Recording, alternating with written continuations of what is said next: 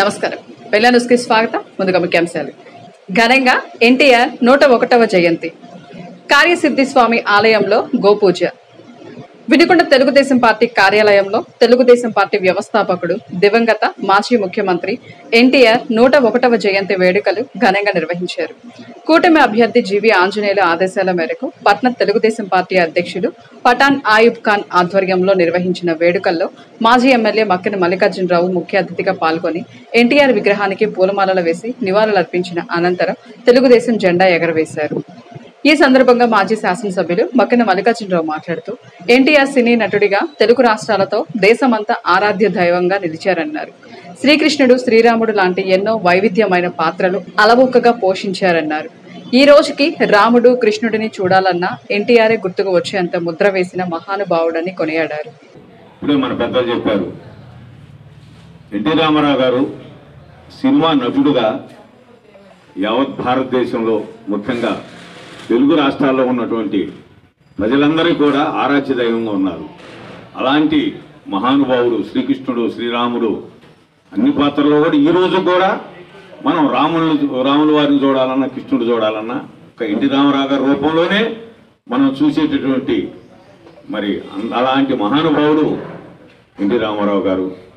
మరి సినిమాలో రాణిస్తూనే పేద ప్రజలకి తను చూసినటువంటి అనేక సందర్భాల్లో కరువు కాటకాల్లో ఉన్నప్పుడు, రాయలసీమలో కానీ ఇటు తుఫాన్లు వచ్చినప్పుడు కానీ తన వంతు కర్తవ్యంగా మరి ఆయన జోలబెట్టి పేద ప్రజలకు అనేక రకాలుగా సేవ చేసినటువంటి వ్యక్తి. ఆయన ఆ రోజు ఉన్నటువంటి పరిస్థితుల్లో తను ముఖ్యమంత్రి అయ్యి ఈ రాష్ట్రంలో మరి పేద ప్రజలను ఆదుకోవాలంటే రాజకీయాల్లో రావాల్సిన అవసరం ఉంది, అధికారం అవసరం ఉందని గుర్తించి నాటి పరిస్థితుల్లో 83లో పార్టీ పెట్టడం, ముఖ్యమంత్రి కావడం జరిగింది. ఆయన ముఖ్యమంత్రి అయిన తర్వాత చేపట్టినటువంటి సంక్షేమ అభివృద్ధి కార్యక్రమాలు ఈ రోజు కూడా నిన్న ఎన్నికల్లో కూడా మన ప్రతి గ్రామంలో కూడా తెలుగుదేశం తరఫున గర్వంగా చెప్పుకున్నామంటే అసలు ఈ సంక్షేమ ఫలాలు ఎవరు మొదలుపెట్టారు ఈ రాష్ట్రంలో అంటే అది స్వర్గీయ ఎన్టీ రామారావు గారు. ఈ రోజు ఉన్నటువంటి ఎవరు వచ్చిన తర్వాత ఏ ముఖ్యమంత్రి ఉన్నా చంద్రబాబు గారు కానివ్వండి, వైఎస్ఆర్ గారు కానివ్వండి, ఈనాటి ప్రభుత్వంలో కూడా ఎన్టీ రామారావు గారు చూపిన బాటలోనే వీరందరూ ప్రయాణం చేస్తున్నారని మనం గర్వంగా చెప్పడం జరిగింది. వదులుకొని తెలుగుదేశం పార్టీ స్థాపించి తెలుగు వాడి పతాక కీర్తిని ప్రపంచ దేశాలకి చాటి చెప్పడమే కాకుండా సమాజంలో ప్రజల దేవుళ్ళు, పేదల కష్టాలు తీర్చాల్సినటువంటి అవసరం నాయకుల మీద ఉంది అని చెప్పేసి మొట్టమొదటిసారిగా కిలో ₹2 బియ్యం పథకం కానివ్వండి, శాశ్వత గృహ నిర్మాణ పథకాలు కానివ్వండి, రైతులకు ఆ రోజు వ్యవసాయం చెయ్యాలి అని అంటే కరెంటు కూడా ఇవ్వలేనటువంటి పరిస్థితుల్లో హార్స్ పవర్కి ₹50 చొప్పున 5 HP మోటార్కి ₹250 కడితే కనెక్షన్ ఇచ్చి తెలుగు రాష్ట్రాన్ని దేశ నలుమూలలు కూడా కీర్తింపజేసినటువంటి ఘనత అన్న నందమూరి తారక రామారావుకు దక్కుతుంది. అటువంటి పరిస్థితుల్లో ఈ రాష్ట్రంలో ప్రజలు ఇప్పటికీ స్వతంత్రం వచ్చిన తర్వాత కూడా అనేక ఇబ్బందులు పడుతూ ఉన్నారు. చాలా అట్టడుగున్నటువంటి కులాలకు రాజకీయ ప్రాధాన్యత లేదు. కేవలం ఆర్థికంగా బలపడినటువంటి కులాలే ఈ రాజకీయాల్లో రాణిస్తూ ఉన్నవి.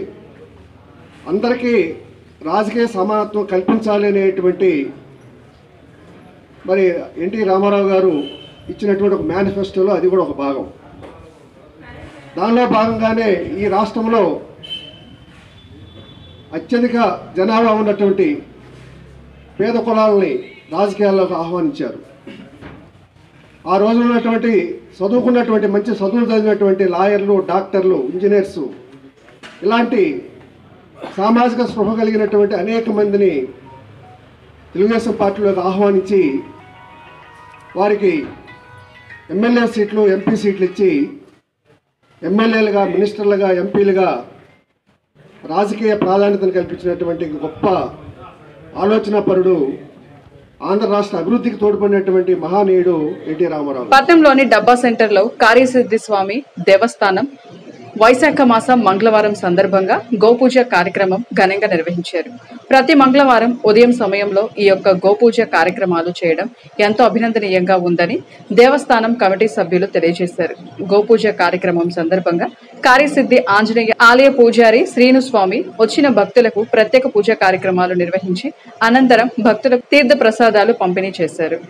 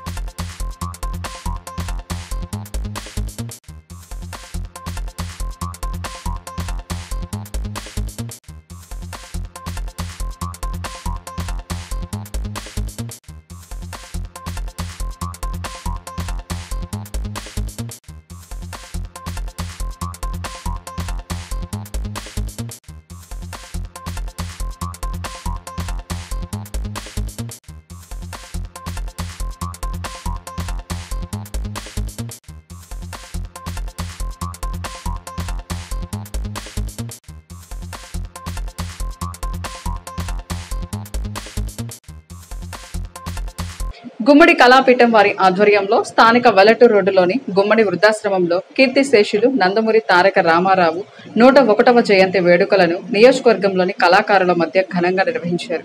ముందుగా ఎన్టీఆర్ చిత్రపటానికి పూలమాలలు వేసి ఘనంగా నివాళులు అర్పించారు. అనంతరం ఆశ్రమంలోని వృద్ధులకు పండ్లు పంపిణీ చేశారు.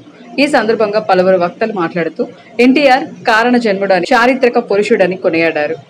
ఈ సందర్భంగా నియోజకవర్గంలోని 5 మండలాలకు చెందిన 20 మంది కళాకారుల సేవలను గుర్తించి వారిని ఘనంగా సన్మానించారు. అనంతరం ముఖ్య అతిథులుగా హాజరైన న్యాయవాది రామకోటేశ్వరరావు గంగినేని రాఘవ్ మాట్లాడుతూ గుమ్మడి వెంకటేశ్వరరావు వృద్ధులకు చేస్తున్న సేవలు నియోజకవర్గంలోని ప్రజల మన్ననలు పొందుతున్నాయని అన్నారు. స్వర్గీయ నందమూరి తారక రామారావు గారి యొక్క జయంతి సందర్భంగా గుమ్మడి కళాపీఠం వారి ఆధ్వర్యంలో ఈరోజు కవులకు మన ఎన్నికొండలో పేరుగాంచినటువంటి కవులందరికీ కూడా సన్మానం కార్యక్రమం పెట్టడం జరిగింది. ఆ కార్యక్రమానికి నన్ను ఆహ్వానించడం ఆనందదాయకం. ముఖ్యంగా నందమూరి తారక రామారావు గారు అంటే ప్రపంచంలో తెలుగువారు అనేవాళ్ళు ఉన్నారు అని చెప్పేసి తెలుగువారందరికీ కూడా పేరు ప్రఖ్యాతులు తీసుకొచ్చినటువంటి వ్యక్తి నందమూరి తారక రామారావు గారు. ఎందుకంటే ఆయనకి ఒక కులము ఒక మతము ఆపాదించడం తప్పు. ఎందుకంటే ఆయన అన్ని పౌరాణికాలలో కానీ జానపదంలో కానీ సాంఘికంగా కానీ ఏ పాత్రనైనా సరే అవలీలగా పోషించినటువంటి వ్యక్తి. ఆయన కుల మతాలకు అతీతంగా అనేక కార్యక్రమాలు అనేక సంస్కరణలు ప్రవేశపెట్టినటువంటి వ్యక్తి ఆయన. అటువంటి వ్యక్తి మరి ఎంత చెప్పుకున్నా ఆయన గురించి చాలా తక్కువ కింద లెక్క. ఎందుకంటే అనేక సంస్కరణలు కూడు గూడు గుడ్డ అని చెప్పేసి ఒక నినాదం తీసుకొని ఈ యొక్క ప్రపంచంలో సమాజంలో బ్రతకాలంటే ప్రతి మానవుడికి కూడు ఉండాలి, గూడు ఉండాలి, ఇల్లు ఉండాలి, గొడ్డు ఉండాలి. ఈ 3 ఉంటే చాలు. ఎన్ని కోట్లు ఉన్నా లేకపోయినా సరే ఈ 3 ఉంటే చాలు మానవుడు బ్రతకగలడు అని చెప్పే దాని మీద ఆ 3 ఇవ్వటం కోసం పేద ప్రజలందరికీ మరి అనునిత్యం కూడా ఆయన మరణించేంత వరకు కూడా అనేక కార్యక్రమాలు చేయటం జరిగింది. నందమూరి తారక రామారావు గారి జయంతి సందర్భంగా గుమ్మడి కళాపీఠం ఆధ్వర్యంలో గుమ్మడి వృద్ధాశ్రమంలో నియోజకవర్గంలోని వివిధ మండలాలకు చెందినటువంటి కళాకారులందరూ కూడా ఒక 20 మందికి సన్మానం చేయడం జరిగింది. మరి దూర ప్రాంతాల నుంచి కూడా కొంతమంది గొప్ప పౌరాణిక నటులు కూడా ఇచ్చేయటం జరిగింది. ఈ సందర్భంగా రాఘవ్ గారు చెప్పినట్లుగా అందరికీ మనం చిరస్థాయిగా నిలబడాలంటే సమాజాన్ని గుర్తుపెట్టుకోవాలి. ఆ విధంగా రామారావు గారి జీవితాన్ని ఆదర్శంగా తీసుకొని ఒక గొప్ప నటుడు, కళాకారుడు, విశ్వవిఖ్యాత నట సార్వభౌమ, పద్మశ్రీ, డాక్టరు, మరి ఆయనకి తిరుగులేనటువంటి జానపద, పౌరాణిక, చారిత్రక, సాంఘిక సినిమాల్లో నటించి ఆయనలాగా ఇంకా ఎవరు లేరు అన్నట్టుగా మెప్పించినటువంటి గొప్ప వ్యక్తి నందమూరి తారక రామారావు గారు. వారి జయంతిని పురస్కరించుకొని సామాజిక సేవా పనులకి, కళాకారులకి అందరికి కూడా గుమ్మడి కళాపీఠం ఆధ్వర్యంలో మరి మాకు సన్మానించుకునే అవకాశం కల్పించినందుకు మీ అందరూ కూడా మరొకసారి ధన్యవాదాలు తెలుపుకుంటూ భవిష్యత్తులో మరిన్ని కార్యక్రమాలు చేయడానికి మీ వెనుదన్ను మాకు అందించాలని, మరి అదేవిధంగా నెక్స్ట్ మే, జూను, జూలై నెలల్లో అనాథ పిల్లలకు కూడా పైన ప్రారంభోత్సవ కార్యక్రమం ఉంది. ఒక 25% కార్యక్రమం మిగిలిపోయింది. బాత్రూంలో అవన్నీ కట్టిస్తూ ఉన్నాం. మన గంగినేని రాఘవ్ గారు లాంటి వాళ్ళు ఒక పెద్ద చెయ్యి వేస్తే తప్ప దాదాపు ఒక 20,000 రూపాయలు, 10,000 రూపాయల ఖర్చు మిగిలింది. అందరూ కూడా తలా ఒక చెయ్యి వేసి ఈ వృద్ధుల్ని, అనాథ పిల్లల్ని కాపాడటంలో ముందుంటారని కోరుకుంటూ సెలవు తీసుకుంటా ఉన్నాను. Thank you. తరతరాలకు చెరగని జ్ఞాపకం, చెదరని స్ఫూర్తి ఎన్టీఆర్ అని తెలుగుదేశం పార్టీ సీనియర్ నాయకులు, వినుకొండ కూటమి అభ్యర్థి జీవి ఆంజనేయులు అన్నారు. 6 దశాబ్దాల వెండితెర నట ప్రస్థానంలో ఎదురులేని రారాజు, సంచలన విజయాలు, సంక్షేమ పథకాలతో రాజకీయాల్లో నవశకానికి నాంది పలికిన ఆ యుగ పురుషుడు లేని లోటు ఎప్పటికీ పూడ్చలేనిదని జీవి ఆంజనేయులు కొనియాడారు. తెలుగుదేశం పార్టీ వ్యవస్థాపకుడు, దివంగత మాజీ ముఖ్యమంత్రి ఎన్టీఆర్ 101వ జయంతి సందర్భంగా హైదరాబాద్లోని తన నివాసంలో ఆయన చిత్రపటానికి తన సతీమణి లీలావతితో కలిసి పుష్పాంజలి ఘటించి ఘన నివాళులు అర్పించారు. ఇంతటితో వెళ్లాడు సమాప్తం. తిరిగి రేపటి వేళ న్యూస్లో కలుసుకుందాం. నమస్కారం.